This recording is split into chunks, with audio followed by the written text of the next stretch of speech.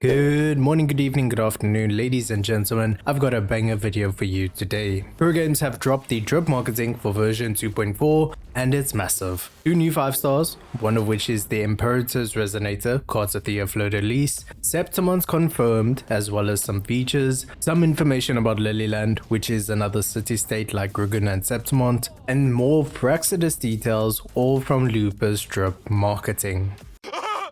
So the first question, and the most simple question to ask, is who is Lupa? And according to the drip marketing posted by Wuthering Waves, Lupa is the star gladiator of Septimont, a warrior with a pure heart, untamed spirit, intense passion, and immense potential. And we can also read here a little bit about her demeanor when she says, "Just ignore the attention, warrior. This victory is ours to savor." Now her demeanor is quite important and we'll touch on that later. On her drip marketing, we also have a new symbol, which is most likely the Septimont symbol because Lupa is from Septimont. The symbol here is quite similar to Raguna's symbol with the Sentinel Imperator, although Septimont's one has more of a wave-like pattern on some of the points of the star, so it's probably something like a sun or to do with fusion. And again, Lupa is fusion and she uses a broadblade.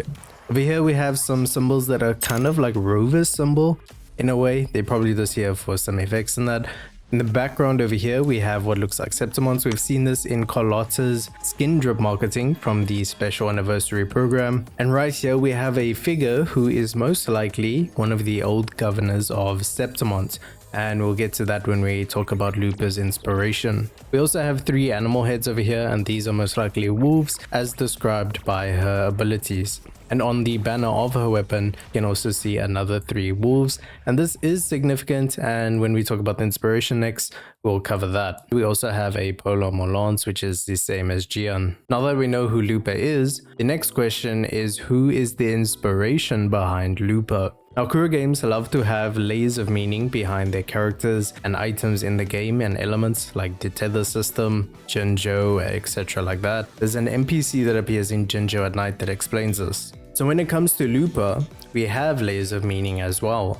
And just from her drip marketing alone and her demeanor, we can already deduce what are the layers of Lupa. And so the first layer or the core layer of Lupa is Athena, the Greek Olympian goddess of wisdom and war, otherwise known as Minerva to the Romans. Other than being known for wisdom and war, Athena also handles one long spear in one hand and an aegis in the other. Now the aegis is just a shield, and what's special about Athena's shield is that she had the head of Medusa on it. So we already see similarities with Lupa. She has a polearm in one hand, she does not have an aegis or a shield, and she is the star gladiator, meaning the top warrior, so she is very wise and knows about war.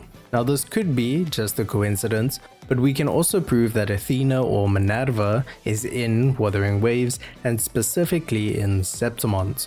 So if we head to this character named Lexia in the Fool's Elysium, she mentions that in Septimont they favor plays like the 300 Knights of Capitoline. So Capitoline Hill is one of the 7 hills of Rome or 7 hills of Septimont, and the triad or the 3 deities that are worshipped in Capitoline because of the temples is Juno, Jupiter, and Minerva. So Zeus, Hera, and Athena.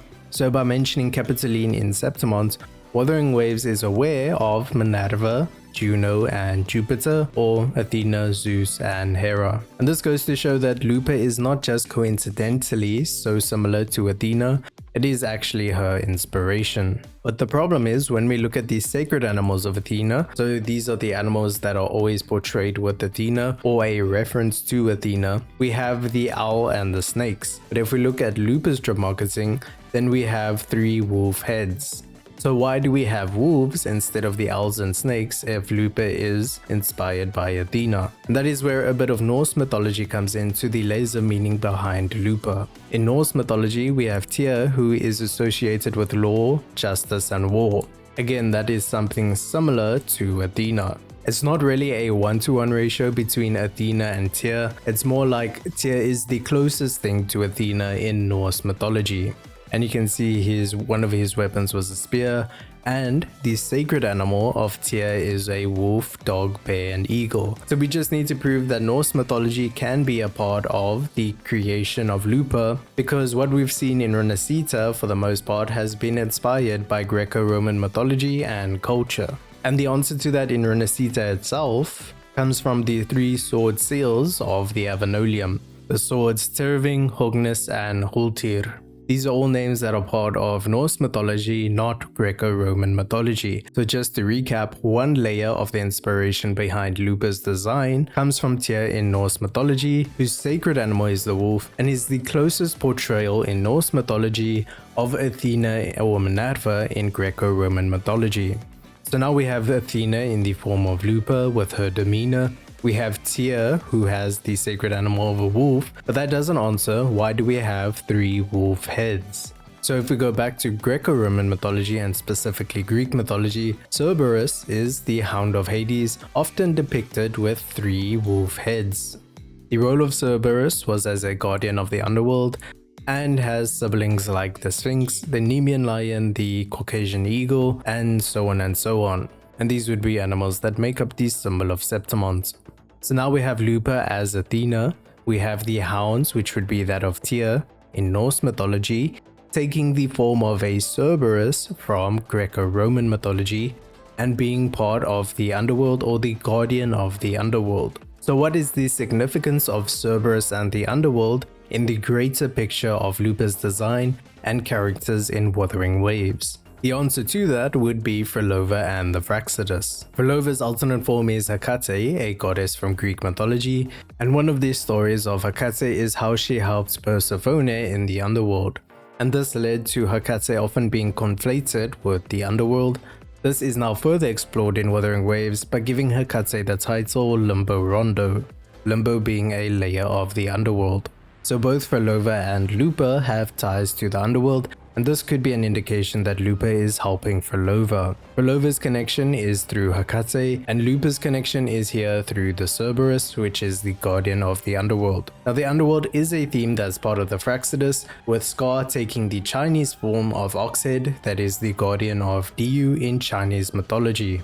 Just a little quick note to add to that, here in the city square of Raguna City, if you talk to Hector, who appears at night, he mentions that he'll never again bet on gladiators fights in Septimon's underground casinos. So it is possible that this idea of the underworld or underground casinos are connected together in Septimon's region. And so the final layer of Lupa's design to talk about is her demeanor and representation of divinity.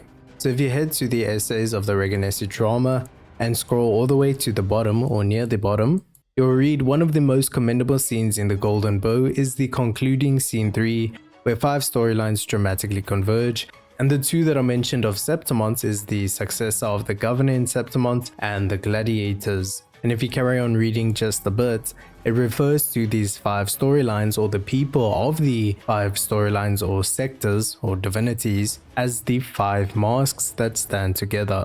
So this adds to the possibility that Lupa is the gladiator mask or divine envoy of the gladiators or the gladiator divinity in Septimons. If you look at the drip animation marketing for Lupa, you'll see that on the flag on her lance are 3 stars like this that are also shown on the Sentinel Imperator and Carter Thea. There's also a little bit of text here, but on drip marketing the text is never fully rendered. So this symbol being shown with the Cerberus for Lupa's drip marketing is an indication that she may be a divine envoy of a divinity just like Phoebe is. That is all the information about Lupa that we can deduce from her drip marketing. There is more information that relates to the Sentinel of Septimons and this statue over here that possibly relates to the governor. Let me know your thoughts down below and I will see you in the next video.